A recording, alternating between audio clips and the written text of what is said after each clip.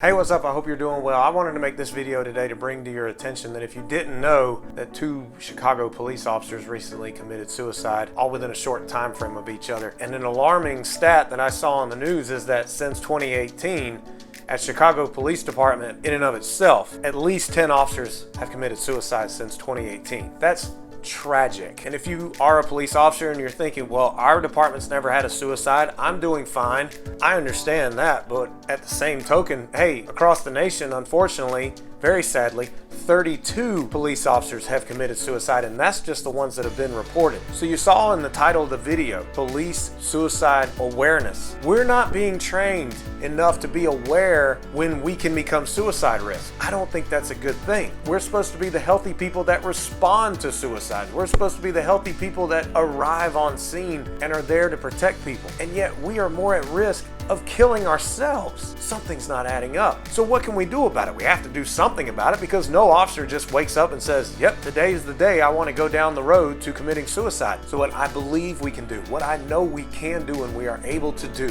is to be more positive and supportive of each other. There are external factors that we cannot change. You know what I'm talking about. Seriously, there are external things that are very challenging right now, and we have no control over them. But what we do have control over is our mindset and how we support each other and how we treat each other. So what I'm encouraging you to do, because I've had to learn the hard way, is be positive in roll call. Be positive when you pull up next to someone out on the road. Be positive towards each other as much as you can. And if you have a conflict with another officer, by all means, talk it out like men and women and work it out, because when crap hits the fan, we are all each other has out there when people call on us to respond. So be more positive. The next thing is we have got to get more training on how to be aware of signs and symptoms and factors and risks of suicide and other things. 25% of patrol officers back in 2018 were shown to have substance abuse issues. 15% of police officers nationwide exhibit signs of PTSD. There's other things going on. And I am not trying to preach to you. I am not saying I'm some self-righteous person.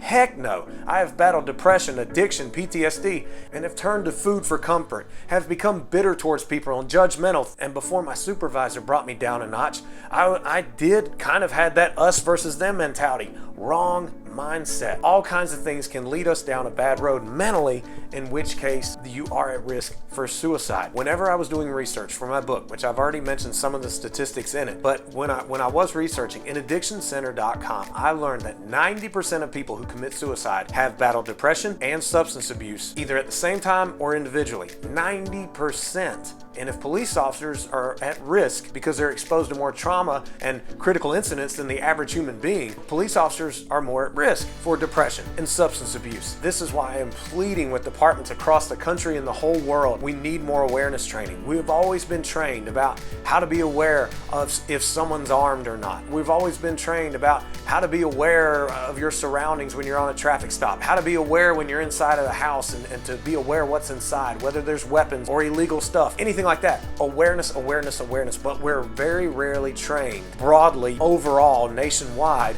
on self-awareness.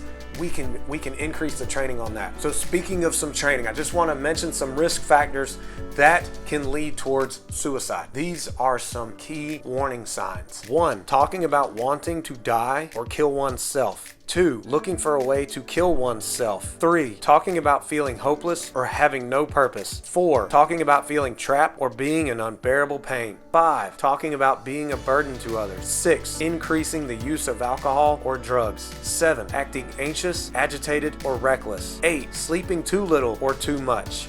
How do we, as law enforcement professionals, get to this level? It's because we are consistently exposed to devastation. And I believe what our minds are exposed to is what we can become. So if you're around negative officers and around negative events on the job, guess what? That's a lot of negativity entering your mind. But it's obviously very complex. I would highly encourage you to get my book, Mental Health Fight of the Heroes in Blue. If we act for ourselves and for each other, and we can stay in great mindsets, we can be that much more capable and willing to face the challenges that are going to come with the job. And those things externally that we cannot control, we will be more ready for those challenges as well. I just want every police officer out there to be a good cop, do great for those who call 911 and expect and deserve us to be at our best selves. And also, I want every cop to be healthy. And I encourage you, take a little bit of action day in and day out for yourself. It doesn't have to be that much time, but if you do something daily, it becomes that much easier and you can become that much stronger mentally. I, for one, am preaching on experience because I've battled stuff myself. I get it, and it's going to take work, but we have no choice. We unfortunately are dying at our own hands a lot more than being killed based on the risks already involved in the job. Stay alive. If you are exhibiting any of those factors I talked about, doesn't necessarily mean that you're suicidal, but it's something you need to be aware of and act on, and know that you can act on it and you can get better.